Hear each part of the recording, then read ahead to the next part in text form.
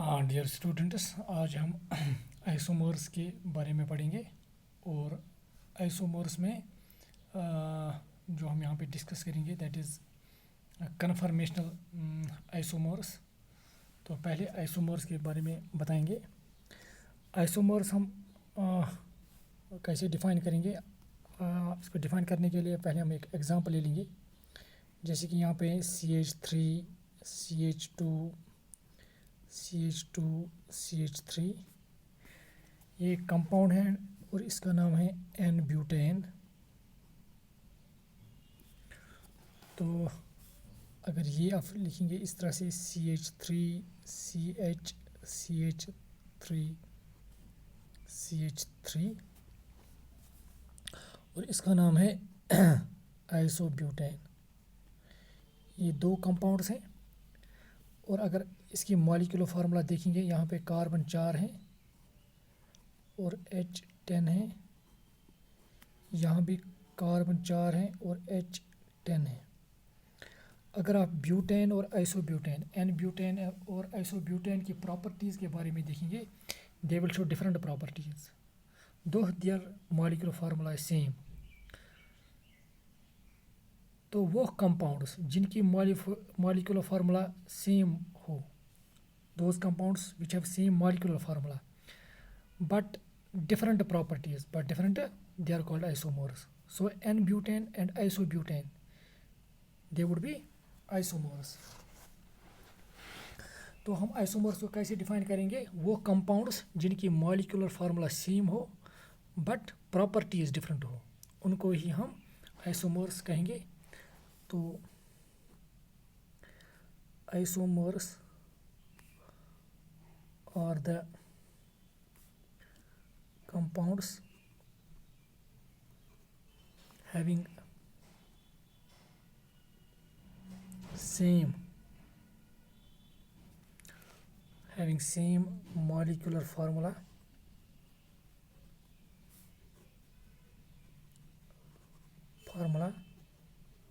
but different properties.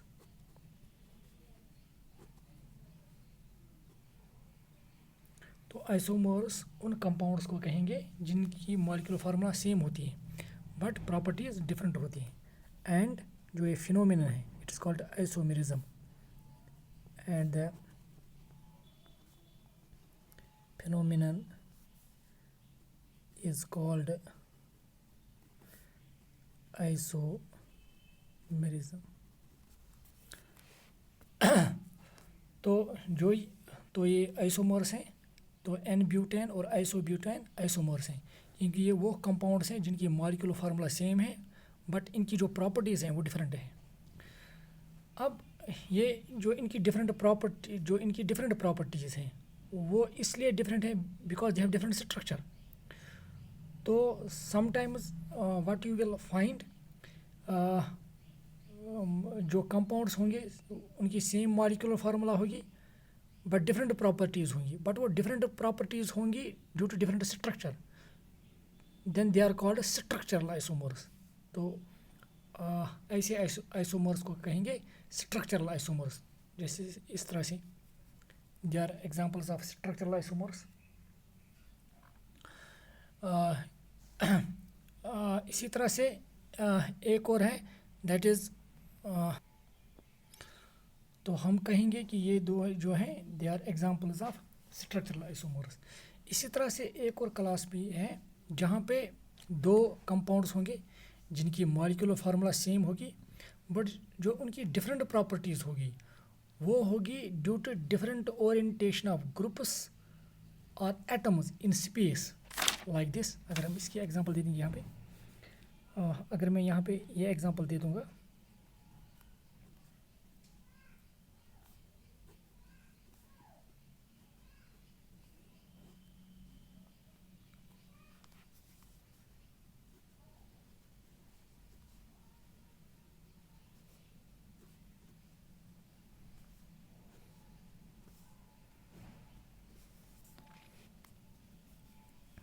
it is in fact cis isomer,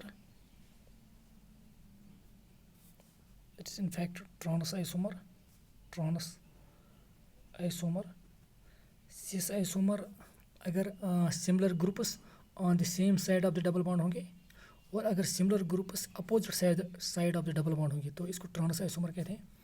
अगर आप यहाँ पे देखेंगे इसकी मॉलिक्यूलर फार्मूला होगी सी होंगे यहाँ पे 1 2 3 4 C4H3 + 3 6 H8 और इसकी भी मॉलिक्यूलर फार्मूला है C4H8। अगर आप यहाँ पे देखोगे these are the two compounds, अगर इनकी प्रॉपर्टीज़ आप देखेंगे वो प्रॉपर्टीज़ डिफरेंट होंगी। तो वो कंपाउंड्स जिनकी मॉलिक्यूलर फार्मूला सेम है, स्ट्रक्चरल फार्मूला भी इनकी सेम है, जिस तरह से इस कार्बन के साथ मीथाइल और हाइड्रोजन है, फिर दूसरे के भी साथ भी मीथाइल है, इसी तरह से इसके साथ भी यहाँ पर भी जो double bond carbon it is sp2 hybridised it is sp2 यहाँ पर भी। तो हम ये कहेंगे कि इनकी मॉलिक्यूलर फार्मूला सेम है, इनकी स्ट्रक्चरल फार्मूला भी सेम है, but still their properties are different due to different orientation of groups और एटम्स इन स्पेस। मतलब यहाँ पे जो ग्रुप्स का अरेंजमेंट है वो डिफरेंट है दैन दिस आइसोमर। यहाँ पे अगर आप यहाँ पे देखेंगे यहाँ पे methyl groups on the same side of the double bond है, यहाँ पे methyl groups opposite side of the double bond है। तो orientation of groups in space होने की वजह से भी प्रॉपर्टीज़ डिफरेंट हो जाती हैं। तो ऐसे कंपाउंड्स को जिनकी मॉलिक्यूलर फार्मूला सेम है, जिनकी स्ट्रक्चरल फार्मूला भी सेम है, but different properties due to different orientation of groups in space, तो ऐसे आइसोमर्स को हम स्टीरियो आइसोमर्स कहते हैं। तो अब एक और जो टाइप है आइसोमर्स का दैट इज स्टीरियो आइसोमर्स। तो हम पढ़ेंगे अब स्टीरियो आइसोमर्स के बारे में।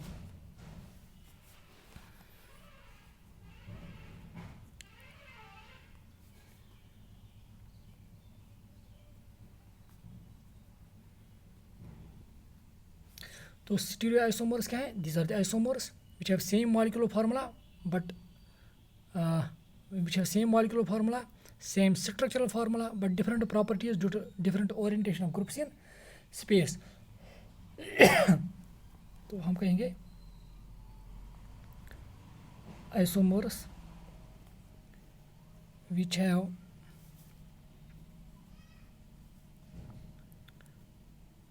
same molecular formula, same structural formula, but different properties। और इनकी प्रॉपर्टीज़ क्या होंगी? Different due to different orientation of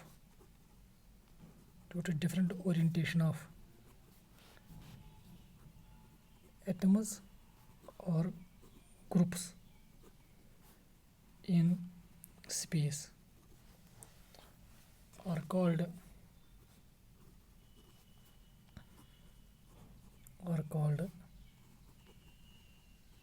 stereo isomers. तो उनको स्टीरियो आइसोमर्स हम कहते हैं। तो इनफैक्ट जो स्टीरियो आइसोमर्स है ये एक टाइप है आइसोमर्स का। एक तो आइसोमर्स वो कंपाउंड्स जिनकी मॉलिक्यूलर फार्मूला सेम होगी बट डिफरेंट प्रॉपर्टीज़ होंगी ड्यू टू डिफरेंट आइसोमर्स उन कंपाउंड्स को कहते हैं जिनकी मॉलिक्यूलर फार्मूला सेम होगी बट डिफरेंट प्रॉपर्टीज़ होंगी, उनको आइसोमर्स कहते हैं। वो आइसोमर्स जिनकी मॉलिक्यूलर फार्मूला सेम है बट डिफरेंट प्रॉपर्टीज़ है due to different structures, then they are called structural isomers. तो इसी तरह से वो आइसोमर्स जिनकी मॉलिक्यूलर फार्मूला सेम है, उनकी स्ट्रक्चरल फार्मूला भी सेम है बट डिफरेंट प्रॉपर्टीज़ हैं due to different orientation of groups in space, then they are called stereo isomers. जो ये स्टीरियो आइसोमर्स हैं इसके 3 टाइप्स हैं। One is conformational isomers, types of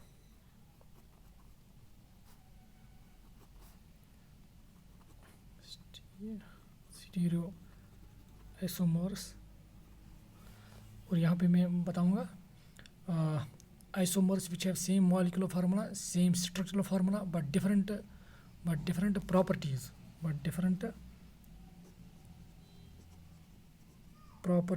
due to different orientation of atoms or groups in space are called stereoisomers, and the phenomenon is called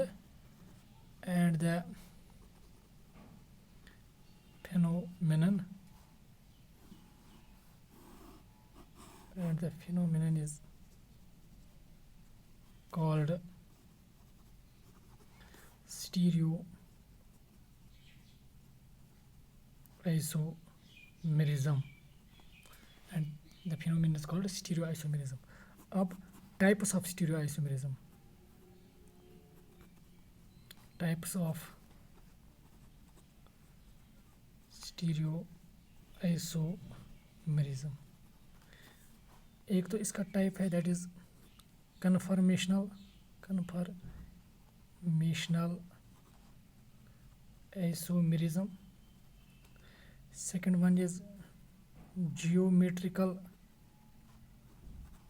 isomerism.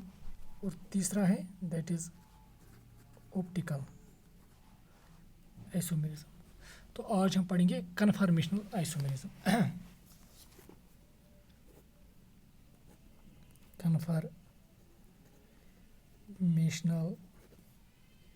Isomerism. तो conformational isomerism explain करने के लिए हम एक alkane की यहाँ पे एग्जांपल ले लेंगे. लेट हम इथेन के एग्जांपल ले लेंगे. यहाँ पे सी यहाँ पे इथेन मॉलिक्यूल है. H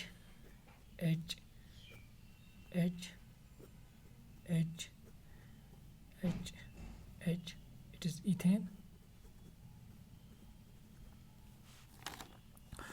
तो कन्फर्मेशनल आइसोमेरिज्म समझाने के लिए या हम ये कहेंगे जो कन्फर्मेशनल आइसोमेरिज्म है ये हमें अल्केन्स में यहाँ पे मिलता है. अल्केन्स हाइड्रोकार्बन्स में ये अल्केन्स में मिलता है.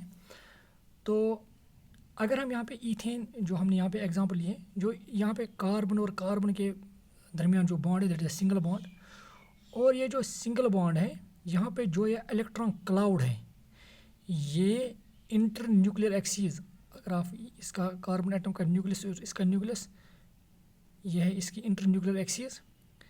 और उस इंटर न्यूक्लियर एक्सीज के अबाउट ये जो सिग्मा बॉन्ड यहाँ पे बना है उसका इलेक्ट्रॉन क्लाउड सिलेंड्रिकली सिमेट्रिकल है about this inter nuclear axes. जो ये बॉन्ड बना है कार्बन कार्बन सिंगल बॉन्ड वहाँ पे तो इलेक्ट्रॉन क्लाउड होगा. तो वो इलेक्ट्रॉन क्लाउड होगा इस इंटर न्यूक्लियर एक्सीज के अराउंड वो सिलेंड्रिकली सिमेट्रिकल होगा वो इलेक्ट्रॉन क्लाउड. और एक और इम्पॉर्टेंट पॉइंट है अगर कार्बन और कार्बन के पास सिंगल बॉन्ड है तो सिंगल बॉन्ड के अबाउट ये कार्बन एटम्स रोटेट करते हैं. दे rotate freely.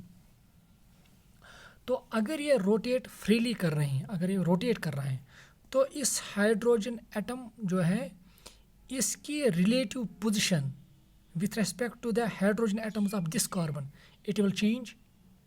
As a result it will have different relative we can say orientations. This hydrogen would have different relative orientations with respect to these hydrogens. Due to this free rotation in this alkane molecule especially in ethane molecule we have हमें क्या मिलेगा यहाँ पे हमें different orientations of these hydrogen atoms with respect to these hydrogen atoms मिलेंगे. तो एक time में एक किस्म की ओरिएंटेशन मिलेगी दूसरे टाइम में दूसरे किस्म की ओरिएंटेशन मिलेगी रिलेटिव ओरिएंटेशन. तो इस तरह से डिफरेंट ओरिएंटेशंस मिलेंगी. जो ये डिफरेंट ओरिएंटेशंस पॉसिबल है due to free rotation about this carbon carbon single bond. In fact इसी की वजह से हमें मिलते हैं, they are called conformational isomers. जैसे कि मैं थोड़ा एक बॉल एंड स्टिक मॉडल इस्तेमाल करके मैं समझाना चाहूँगा। ये मैंने इथेन मॉलिक्यूल लिया है, यहाँ पे मैंने कार्बन एटम्स को एक कार्बन के हाइड्रोजन एटम्स को ग्रीन से यहाँ पे रिप्रेजेंट किया है और दूसरे कार्बन एटम्स के हाइड्रोजन को रेड से, ताकि आपको थोड़ा समझ में आ जाए यहाँ पे। तो यहाँ पे क्या होगा, actually it is ethane molecule. Ethane molecule की शेप जो इस तरह से होती है। तो अगर मैं थोड़ा इस तरह से दिखाऊँ आपको, इस तरह से, तो अगर ये है कार्बन और कार्बन, ये है इनके हाइड्रोजन्स 3 और ये है इसके हाइड्रोजन 3। तो चूँकि ये कार्बन एटम्स रोटेट करते हैं अबाउट द सिंगल बॉन्ड, तो यहाँ पे जो हाइड्रोजन एटम्स की रिलेटिव पोजीशन होगी ये वो एक तरह की होगी। अगर इसको हम थोड़ा रोटेट करेंगे ड्यू टू फ्री रोटेशन, तो दूसरी यहाँ पे कन्फर्मेशन मिलेगी। तो अगर थोड़ा और रोटेट करेंगे तो फिर एक किस्म की कन्फर्मेशन मिलेगी। अगर फिर एक और इनकी रिलेटिव पोजीशंस चेंज होती जाएंगी, जिसकी वजह से ये डिफरेंट अरेंजमेंट्स इख्तियार करेगा। तो इसी तरह से अगर ये फिर रोटेट करेगा तो इस तरह से, इस तरह से, इस तरह से, तो जिसकी वजह से हमें infinite number of momentary arrangements मिलेंगी। ये जो इथेन मॉलिक्यूल है, इनमें जो कार्बन एटम्स फ्रीली रोटेट कर रहे हैं अबाउट द सिंगल बॉन्ड, इसकी वजह से जो relative position of this hydrogen atoms जो होती है ये थोड़ी चेंज होती है। एक टाइम में एक कन्फर्मेशन या एक अरेंजमेंट इख्तियार करेगा, दूसरे टाइम में दूसरा अरेंजमेंट, फिर तीसरा, फिर चौथा, and in this way we will get infinite number of momentary arrangements of the atoms in space. जो ये infinite number of momentary arrangements हमें मिलते हैं due to rotation about a single bond, they are called conformations और rotational isomers. तो हम कहेंगे इस इथेन मॉलिक्यूल में हमें बहुत सारे कन्फर्मेशनल आइसोमर्स पॉसिबल हैं because of the rotation, because of the rotation about the single bond. जो कार्बन एटम्स के दरमियान जो सिंगल बॉन्ड है, इनके दरमियान फ्री रोटेशन पॉसिबल है, जिसकी वजह से infinite number of momentary arrangements हमें मिलते हैं, जिनको हम कन्फर्मेशंस कहते हैं। तो कितने कन्फर्मेशंस मिलेंगे? इन्फिनाइट। तो हम इस तरह से फिर लिखेंगे, the infinite number of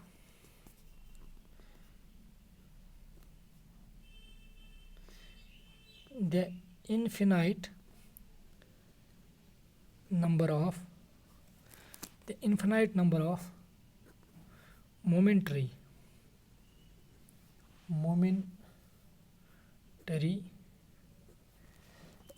arrangements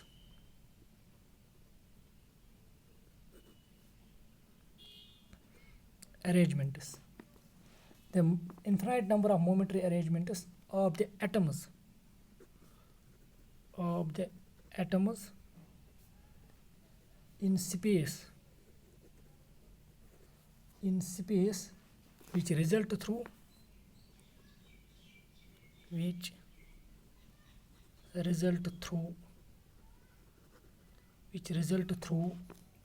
rotation about a single bond, which result through rotation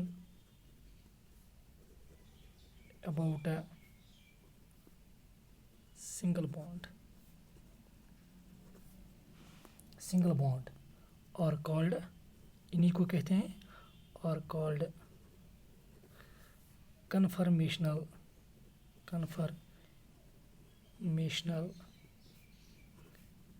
isomers, or they are also called simply rotamers or rotational isomers, or rotational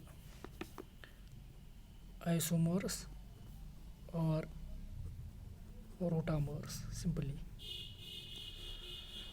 तो अगर मैं यहाँ पे इथेन की बात कर रहा हूँ तो मैंने इस वक्त जो ये कार्बन पे ये हाइड्रोजन है और इस कार्बन पे ये हाइड्रोजन है, मैंने इस तरह से भी रख दिया कि ये एक दूसरे के सीध में है ये। तो अगर एक दूसरे के सीध में है, लेट इनके दरमियान कुछ डिस्टेंस होगी इन हाइड्रोजन एटम्स के दरमियान, लेट दैट इज़ एक्स, जहाँ या इनके इलेक्ट्रॉन क्लाउड के दरमियान जो डिस्टेंस होगी, लेट दैट इज़ एक्स। तो अगर जो नॉन बॉन्डेड हाइड्रोजन एटम्स हैं, क्योंकि ये और ये अब एक दूसरे के साथ बॉन्ड नहीं बनाएंगे, ये इलेक्ट्रॉन क्लाउड, ये वाला इलेक्ट्रॉन क्लाउड और ये वाला electron cloud still they would be close to each other. तो जिसकी वजह से ये इलेक्ट्रॉन क्लाउड और ये इलेक्ट्रॉन क्लाउड एक दूसरे पे रिपल्शन एक्सर्ट करेंगे। तो अगर ये रिपल्शन करेंगे तो उसी हिसाब से इसकी स्टेबिलिटी थोड़ा कम होगी, या हम ये कहेंगे अगर ये एक दूसरे को रिपल्शन करेंगे तो उसी हिसाब से इसकी एनर्जी होगी। तो जब ये रोटेट करता है इस तरह से, अगर इस वक्त डिस्टेंस लेट ये एक्स थी इनके दरमियान, क्योंकि ये भी एक दूसरे के सीध में होंगे, ये भी एक दूसरे के सीध में होंगे, लेट मैं ये ले रहा हूँ, हम इस कार्बन को फिक्स रखेंगे और इसको रोटेट करेंगे। तो जो ही ये थोड़ा रोटेट करेगा तो जो इलेक्ट्रॉन क्लाउड्स के दरमियान जो डिस्टेंस होगी वो इंक्रीज़ होगी। तो अगर इलेक्ट्रॉन क्लाउड्स के दरमियान डिस्टेंस ज़्यादा होगी तो ऑटोमेटिकली रिपल्शन कम होगी, स्टेबिलिटी बढ़ जाएगी। तो इस कन्फर्मेशन की स्टेबिलिटी ज़्यादा होगी दैन दिस कन्फर्मेशन। तो अगर इसको और रोटेट करेंगे, इनके दरमियान डिस्टेंस फिर बढ़ जाती हैं, तो ऑटोमेटिकली इलेक्ट्रॉन क्लाउड्स के दरमियान अगर डिस्टेंस बढ़ जाती है तो रिपल्शन कम होगी।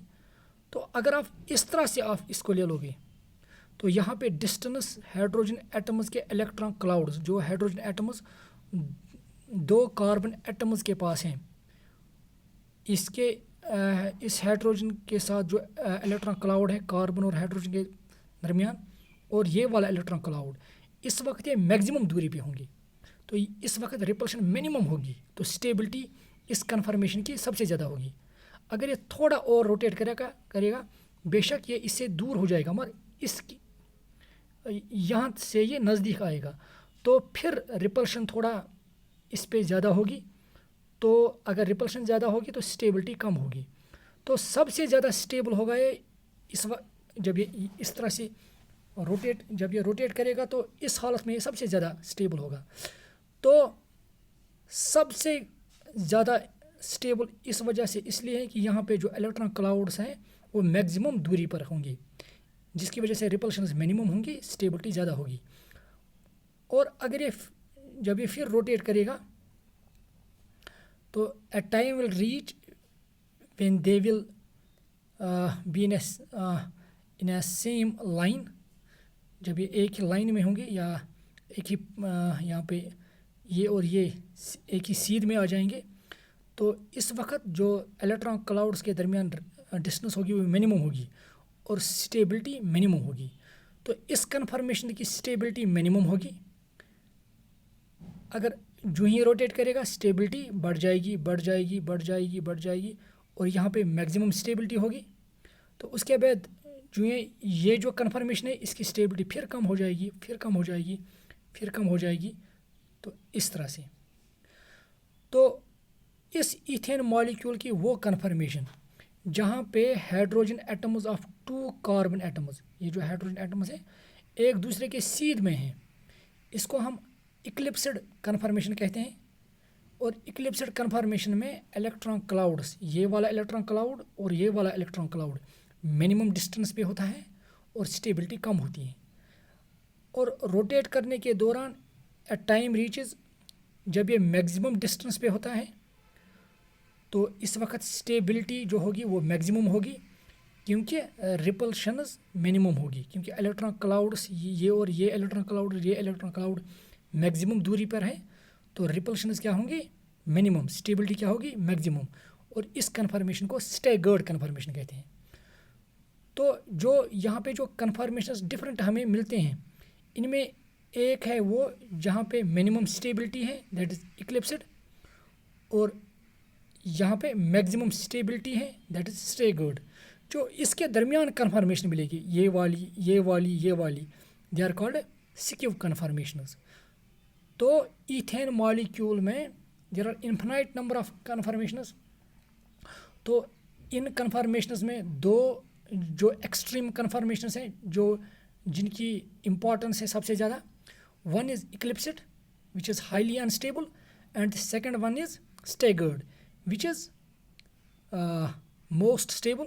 और इसके दरमियान जो कन्फर्मेशंस मिलेंगे, ये वाली there stability would be in between that of eclipsed and staggered conformations. तो ये है इक्लिप्स्ड, ये है स्टैगर्ड, और इसके दरमियान जो भी कन्फर्मेशंस मिलेंगे they are called skew conformations. तो अब हम थोड़ा इसके बारे में बताएंगे।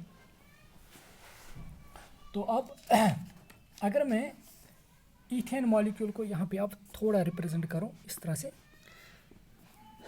हम यहाँ पे लिखेंगे कन्फर्मेशनल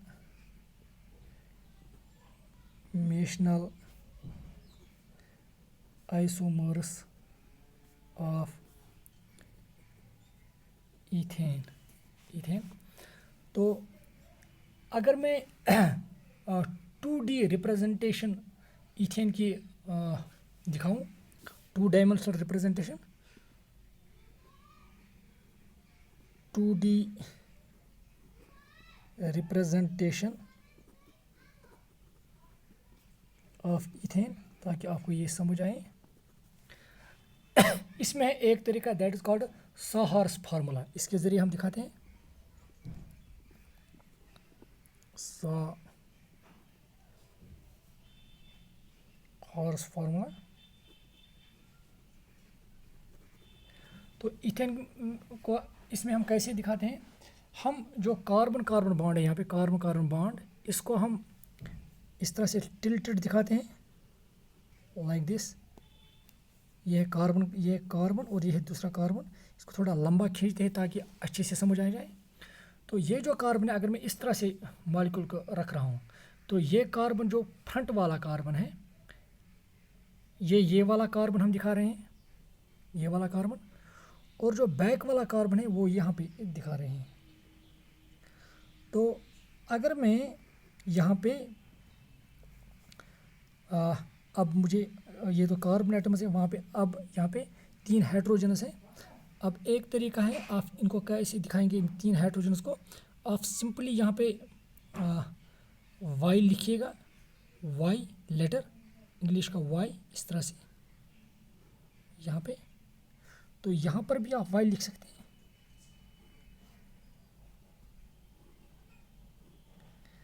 अगर आपने यहाँ पर भी वाई इस तरह से, और इसका मतलब इस वक्त आप दिखा रहे हैं कि ये हाइड्रोजन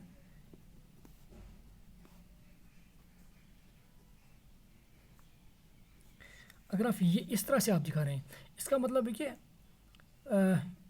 ये CH बॉन्ड और ये CH बॉन्ड एक ही सीध में है, मतलब ये स्टैगर्ड कन्फर्मेशन है, सॉरी ये इक्लिप्स्ड कन्फर्मेशन है, इक्लिप्स्ड कन्फर्मेशन ऑफ ईथेन। इस तरह से, मतलब आप अगर ये वाली कन्फर्मेशन आपको दिखाना है, तो ये वाली कन्फर्मेशन ये वाली है जिस तरह से आपने दिखाया। तो यहाँ पे ये हाइड्रोजन और ये वाला हाइड्रोजन एक ही सीध में है, एक ही लाइन में है। ये अगर आप यहाँ पे देखिए तो मीन्स ये और ये एक ही सीध में होंगे। फिर अगर ये और ये एक ही लाइन में है, ये और ये भी एक ही लाइन में होगा, ये भी, मतलब यहाँ पे ये और ये एक ही लाइन में होंगे, ये और ये। अगर आपको आप दिखाने हैं कि ये हाइड्रोजन वो कन्फर्मेशन जहाँ पे ये हाइड्रोजन मैक्सिमम दूरी पर हैं। तो आपको क्या करना है, सिंपली आपको इसी तरह से एक लाइन डालनी है। इस तरह से आप क्या करेंगे, यहाँ पे आप ऐसे रखेंगे, वाई लेटर यहाँ पे लिखोगे आप, तो it is hydrogen hydrogen hydrogen. तो यहाँ पे आप वाई लेटर आप लिखोगे बट उल्टा, इस तरह से, इस तरह से, लाइक दिस। इसका मतलब कि आप दिखा रहे हैं कि ये जो हाइड्रोजन है ये इस हाइड्रोजन के बीच के दरमियान है, मतलब लाइक दिस। जैसे कि यहाँ पे ये है इक्लिप्सेड। अगर आप इस तरह से मैक्सिमम दूरी पे हैं, मतलब इस तरह से आप दिखा रहे हैं, ये वाली देखो, मतलब ये इन दो के ये जो ग्रीन वाली हाइड्रोजन मैं दिखा रहा हूँ इनके दरमियान है। फिर इसी तरह से ये भी इनके दरमियान होगा। तो ये वाली कन्फर्मेशन, जो ये वाली कन्फर्मेशन दिखाई, मतलब ये वाली कन्फर्मेशन है। मुझे उम्मीद है कि आपको समझ आ रहा है। तो then it would be staggered conformation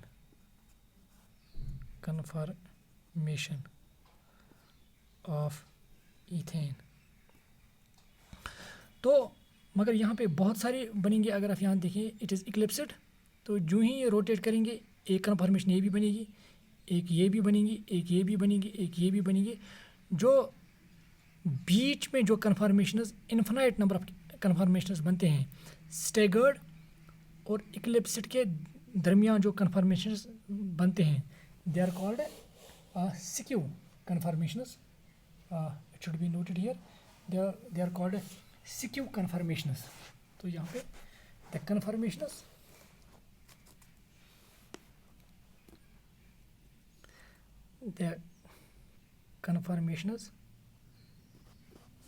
which are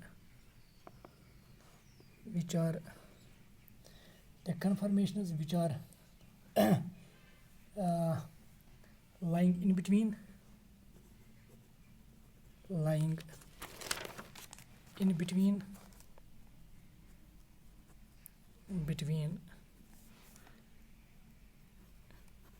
eclipsed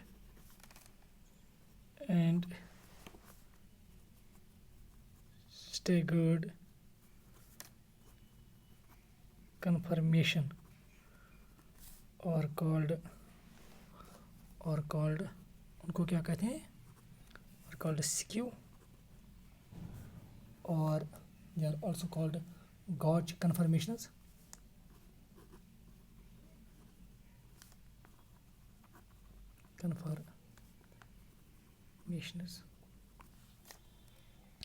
तो एक और तरीका है इस कन्फर्मेशन को दिखाने का 2D में, that is Newman projection formula. एक तो हो गया साहारस, इसमें भी हम 2D में दिखाते हैं, और 2D में दिखाने का एक और तरीका है by using Newman projection, Newman projection formula.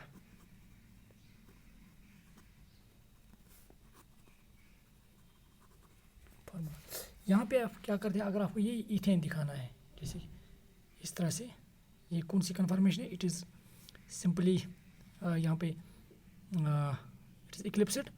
तो यहाँ पे क्या करना है, जो ये कार्बन है और ये जो हाइड्रोजन 3 है, ये आपको रिप्रेजेंट करना है, इस कार्बन को आपको रिप्रेजेंट करना है, जो फ्रंट वाला कार्बन डॉट। तो यहाँ पे आपको 3 हाइड्रोजन दिखाने हैं लाइक दिस, ये 3 हाइड्रोजन यहाँ पे 1 2 3, ये वाला। तो इसकी 3 हाइड्रोजन जो मैंने ग्रीन कलर से दिखाए। अब जो बैक वाला कार्बन है ये आप दिखाएंगे बाय सर्कल। तो अब इस बैक वाले कार्बन पर भी हाइड्रोजन है, मगर ये हाइड्रोजन इस तरह से है कि वो इन हाइड्रोजन के सीध में है। तो यहाँ पे आप इन हाइड्रोजन को आप दिखाएंगे कि ये इस कार्बन पे हैं, जो कार्बन आपने सर्कल से दिखाया है। तो आप चूँकि इस ये जो हाइड्रोजन है ये इसके सीध में है, तो आपको यहाँ से ही थोड़ा लाइन डालनी है by using a dotted line hydrogen. It means this hydrogen is behind this hydrogen. तो इसी तरह से इस हाइड्रोजन के पीछे भी हाइड्रोजन है जिसको आप इस तरह से दिखाओगे, और इसके पीछे भी हाइड्रोजन जिसको आप इस तरह से दिखाओगे. It means you are showing the eclipsed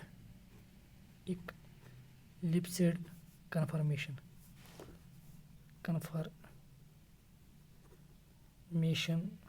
of ethane. तो इसी तरह से अगर आपको आप क्या कहेंगे, अगर आपको ये है इक्लिप्सड, अगर आपको स्टैगर्ड दिखानी है इस तरह से, ये भी स्टैगर्ड है, तो आप फ्रंट वाले जो आप दोनों में से एक को फिक्स करेंगे. लेट मैं ये वाला फ्रंट वाला फिक्स करूँगा, तो इनको आप मैक्सिमम डिस्टेंस पे दिखाओगे. इसका मतलब है कि ये यहाँ से आ जाएंगे, इन दो हाइड्रोजन के बीच में से हमें ये दिखेगा, ये वाला हाइड्रोजन. इसी तरह से ये हाइड्रोजन इन दो हाइड्रोजन के बीच में दिखेगा, ये वाला हाइड्रोजन इन दो हाइड्रोजन के बीच में. मतलब इस तरह से अगर मैं इस तरह से दिखाऊं, ये है दिस डॉट रिप्रेजेंट्स कार्बन, और यहाँ पे जो ये दूसरा कार्बन है. तो अगर ये स्टैगर्ड फॉर्म है तो उस वक्त ये हाइड्रोजन एक दूसरे के मैक्सिमम डिस्टेंस पे हैं. इस कार्बन का हाइड्रोजन और दूसरे कार्बन का हाइड्रोजन मतलब वो ये हो यहाँ पे होगा, मतलब मैक्सिमम डिस्टेंस पे. तो एक और हाइड्रोजन यहाँ पे होगा और एक और हाइड्रोजन यहाँ पे. Then it represents staggered conformation of ethane.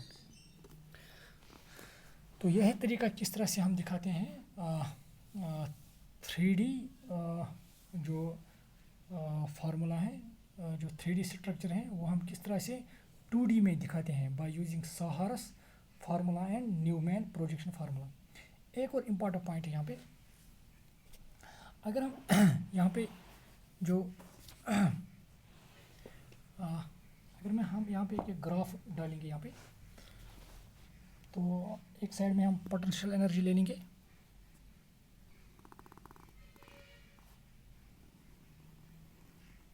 और यहाँ पे हम ले लेंगे डायहेड्रल एंगल. डायहेड्रल एंगल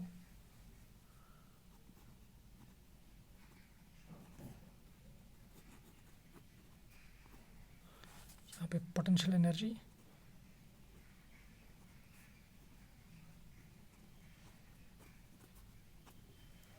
देखिए थोड़ा यहाँ पे मैं फिर दिखाने की कोशिश करूँगा.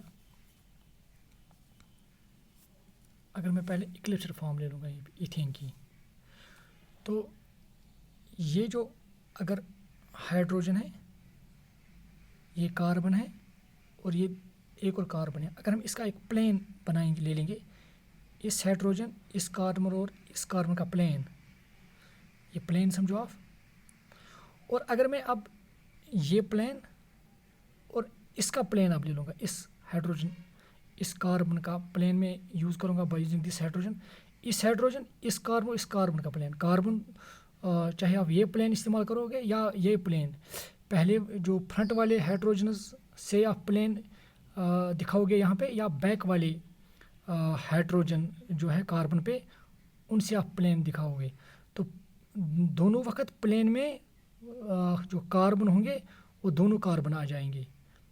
चाहे आप फ्रंट वाला प्लेन देखोगे, यहाँ पे ये हाइड्रोजन कार्बन कार्बन, मतलब ये होगा एक प्लेन, ये हाइड्रोजन ये कार्बन कार्बन, ये वाला प्लेन. अगर ये प्लेन एक दूसरे के सीध में है, मतलब इन प्लेन्स के दरमियान जो एंगल है दैट इज़ 0. एंड अगर आप प्लेन्स के दरमियान एंगल मेजर कर रहे हैं, that angle is called dihedral angle here. So it is dihedral angle. तो अगर डायहेड्रल एंगल है 0, अगर प्लेन्स के दरमियान जो एंगल है दैट इज़ 0 डिग्री, तो उस वक्त क्या है, अगर आप ये हम देखेंगे, ये वाला प्लेन हम याद रखेंगे, और ये वाला प्लेन, अगर इन प्लेन्स के दरमियान चूँकि एक दूसरे में घुसे हैं, तो जिसकी जो हम यहाँ बताएंगे कि ये कोइंसाइड है, तो एंगल क्या होगा, दैट वुड बी 0 डिग्री। अगर 0 डिग्री है तो इस वक्त जो इलेक्ट्रॉन क्लाउड है, ये वाला इलेक्ट्रॉन क्लाउड और ये वाला इलेक्ट्रॉन क्लाउड, ये मिनिमम डिस्टेंस पे है। तो मिनिमम डिस्टेंस होने पे रिपल्शन ज़्यादा होगी, तो एनर्जी सबसे ज़्यादा होगी। जब रिपल्शन ज़्यादा होगी, एनर्जी सबसे ज़्यादा होगी। तो 0 डिग्री पे इस कन्फर्मेशन, जब डायहेड्रल एंगल 0 डिग्री होगा तो एनर्जी सबसे ज़्यादा होगी। ये मैं रख रहा हूँ इसकी एनर्जी यहाँ पे, लेट इट एनर्जी, ये सबसे ज़्यादा एनर्जी है। तो अगर ये आप रोटेट कर रहा है, अगर मैं दिखाऊँ ये आप रोटेट कर रहा है, चलो इसको इस डायहेड्रल जो ये प्लेन है इसको मैं फिक्स करूँगा और इस प्लेन को मैं अब थोड़ा रोटेट करूँगा। इसका मतलब अब जो ये प्लेन था, ये हाइड्रोजन मैंने फिक्स, ये आपको याद रखने, ये हाइड्रोजन, ये कार्बन, ये कार्बन, ये हाइड्रोजन, ये कार्बन, ये कार्बन। चूँकि ये इन प्लेन्स के ये प्लेन मैंने इन प्लेन्स के बीच में रखा है। दैट मीन्स जो इस वक्त इन प्लेन्स के दरमियान एंगल होगा दैट वुड बी 60 डिग्री। मतलब इस तरह से फिर मैं बताना चाहूँगा, यहाँ पे ये एक प्लेन है, हाइड्रोजन, कार्बन और कार्बन, ये एक प्लेन बनाएंगे। ये हाइड्रोजन, ये कार्बन और ये कार्बन एक प्लेन बनाएंगे। इसी तरह से ये हाइड्रोजन, कार्बन, कार्बन प्लेन, ये हाइड्रोजन, कार्बन, ये प्लेन। तो अगर मैं प्लेन्स के दरमियान एंगल देख रहा हूँ, that is called dihedral angle. तो अगर डायहेड्रल एंगल, चूँकि ये प्लेन, अगर आप फ्रंट वाले कार्बन पे देखिए, ये 3 प्लेन है, तो 3 प्लेन अराउंड है किसी एटम के, उन्होंने जैसा सर्कल जैसा बनाया है। तो सर्कल के जो टोटल एंगल होता है दैट इज़ 360। दैट मीन्स अगर मैं इसके 3 हिस्से ले लूँगा, अगर मैं सर्कल के 3 बराबर हिस्से करूँगा, तो एक एंगल कितना होगा, 1, this angle would be, this dihedral angle would be 120 planes के दरमियान, ये वाला 120, ये वाला 120, ठीक है ना। तो अगर जब रोटेट करेंगे, जब इथेन मॉलिक्यूल रोटेट करेगा, जो कार्बन एटम्स रोटेट करेंगे, तो एक तरीका है कि जो ये प्लेन और ये वाला प्लेन है, अगर ये इस तरह से रहेगा, अगर मैं इस तरह से देखूँगा, प्लेन इसके दरमियान एंगल 0 है। इस वक्त प्लेन, इन प्लेन इसके दरमियान था एंगल 120, चूँकि ये बराबर बीच में आ गया, तो जिसकी वजह से हम बताएंगे एंगल बिटवीन दिस प्लेन जो इसने बनाया है, इस हाइड्रोजन, कार्बन और इस कार्बन है, और इस हाइड्रोजन, इस कार्बन, इसका इन दरमियान जो एंगल होगा, इन 2 प्लेन्स के दरमियान जो एंगल होगा दैट वुड बी 60। तो अगर 60 डिग्री डायहेड्रल एंगल है, तो उस वक्त क्या है, जो हाइड्रोजन है ये मैक्सिमम दूरी पर है, 2 कार्बन के जो हाइड्रोजन है ये मैक्सिमम दूरी पर है, जिसकी वजह से रिपल्शन मिनिमम होगी, तो स्टेबिलिटी ज़्यादा होगी, एनर्जी भी कम होगी। Let that energy is taken equal to this, यहाँ पर ठीक है। तो इसके बाद अगर हम फिर इसको 60 रोटेट करेंगे, हमने पहले 60 इसको रोटेट किया, पहले 0 डिग्री था यहाँ पे, अब 60 रोटेट किया, अब 60 + 60 मीन्स 120 रोटेट किया। जब 120 रोटेट किया तो इक्लिप्स्ड फॉर्म बन गई। जब इक्लिप्स्ड फॉर्म बन गई तो इसका मतलब है जो एनर्जी है वो मैक्सिमम हो गई। तो इसका जो एनर्जी होगी वो मैक्सिमम मीन्स यहाँ पे आ जाएगा, फिर यहाँ पे पॉइंट। तो इसके बाद हम यहाँ पे फिर 60 बढ़ाएंगे, दैट मीन्स यहाँ पे 60 मीन्स 180। तो जब आप 180 पे देखेंगे हाइड्रोजन एक दूसरे के मैक्सिमम दूर है, तो एनर्जी मिनिमम होगी। तो जब एनर्जी मिनिमम होगी तो जिसको हमने यहाँ पे रिप्रेजेंट किया है मिनिमम एनर्जी को, तो इसी तरह से 180 को ऑफ 60 दैट मीन्स 240। जब आप 240 करोगे तो इस तरह से इक्लिप्स्ड फिर बन जाएगी। तो यहाँ पे 240 पे इक्लिप्स्ड में मैक्सिमम रिपल्शंस होंगी, एनर्जी फिर ज़्यादा होगी ये वाली। तो इसके बाद अगर आप फिर 60 दैट मीन्स दिस, इस तरह से होगा। तो यहाँ पे 300, तो 300 पे क्या होगा, ये मैक्सिमम दूर है तो इस वजह से एनर्जी मिनिमम होगी ये वाली। फिर अगर आप इसको फिर रोटेट करोगे 360, तो 360 पे क्या होगा, फिर ये एक दूसरे के सीध में आ जाएंगे, तो रिपल्शन मैक्सिमम होगी, एनर्जी ये आएगी इस तरह से। अगर आप देखेंगे तो 0 डिग्री पे इक्लिप्स्ड फॉर्म थी, एनर्जी ज़्यादा थी। 60 डिग्री पे स्टैगर्ड फॉर्म थी, एनर्जी कम थी। 120 पे फिर इक्लिप्स्ड थी, एनर्जी ज़्यादा। 180 पे फिर एनर्जी कम थी, मतलब इक्लिप्स्ड फॉर्म थी, एनर्जी कम थी। 240 पे एनर्जी फिर ज़्यादा थी। 300 पे एनर्जी कम थी। 360 पे फिर एनर्जी ज़्यादा है। तो ग्राफ अगर हम देखेंगे, इन कन्फर्मेशंस का ग्राफ अगर हम देखेंगे वो इस तरह से आएगा, लाइक दिस।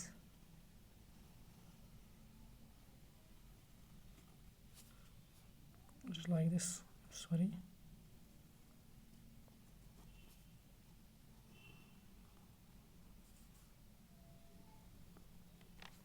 इस तरह से ग्राफ होगा। तो अगर हम इस एनर्जी को जो एनर्जी स्टैगर्ड हालत में इसकी होती है, let we take it equal to 0, तो अब हमें ये पता चलता है कि रोटेट करने से इसकी एनर्जी कितनी कम ज़्यादा होती है। तो जब 0 डिग्री पे होगा, 0 डिग्री डायहेड्रल एंगल, तो एनर्जी मैक्सिमम होगी, दैट इज इक्लिप्स। तो यहाँ पे इक्लिप्स्ड फॉर्म होगी, ये इट रिप्रेजेंट्स इक्लिप्स्ड फॉर्म। तो यहाँ पे इट रिप्रेजेंट्स स्टैगर्ड फॉर्म। तो जो बीच वाले ये होंगे एंगल्स, ये होंगे 0 डिग्री टू 6 डिग्री के दरमियान। तो ये कौन से कन्फर्मेशन रिप्रेजेंट करेंगे, यहाँ पे दे वुड रिप्रेजेंट सिक्यू कन्फर्मेशंस। इस तरह से आपको ये समझ आएगा कि किस तरह से with change in dihedral angle in ethane how this energy gets changed. एक और बात है, तो यहाँ पे एनर्जी लेट 0 है और इसकी एनर्जी इक्लिप्स्ड में एनर्जी ज़्यादा है, और इनफैक्ट ये कितनी है, this energy is equal to 12.55 kilo joule per mole. तो इसका मतलब है कि अगर स्टैगर्ड को इक्लिप्स्ड में तब्दील होना है तो इसको कितनी एनर्जी चाहिए, 12.55 किलो जूल पर मोल इसको एनर्जी चाहिए। और ये जो एनर्जी है ये अवेलेबल होती है due to collisions at room temperature, जिसकी वजह से एट रूम टेम्परेचर पे इजीली स्टैगर्ड इक्लिप्स्ड में तब्दील होती हैं, फिर इक्लिप्स्ड फिर स्टैगर्ड एंड सो ऑन, इस तरह से हो सकता है। तो अगर आप ईथेन के जो ज़्यादा मॉलिक्यूल्स होंगे वो किस हालत में रहेंगे, वो उस हालत में रहेंगे जहाँ पे वो ज़्यादा स्टेबल होंगे। तो ज़्यादा स्टेबल वो किस हालत में है, स्टैगर्ड फॉर्म में, तो वो ज़्यादा स्टैगर्ड फॉर्म में रहेंगे। तो एक और इम्पॉर्टेंट पॉइंट है यहाँ पे, जो ये अगर इक्लिप्स्ड फॉर्म में है, देखिए अगर इक्लिप्स्ड फॉर्म है तो इलेक्ट्रॉन क्लाउड एक दूसरे के नज़दीक हैं, जो हाइड्रोजन एटम्स हैं 2 कार्बन्स पे, उनके इलेक्ट्रॉन क्लाउड मिनिमम डिस्टेंस पे हैं, तो जिसकी वजह से रिपल्शन ज़्यादा होगी, तो स्टेबिलिटी कम होगी। तो ये जो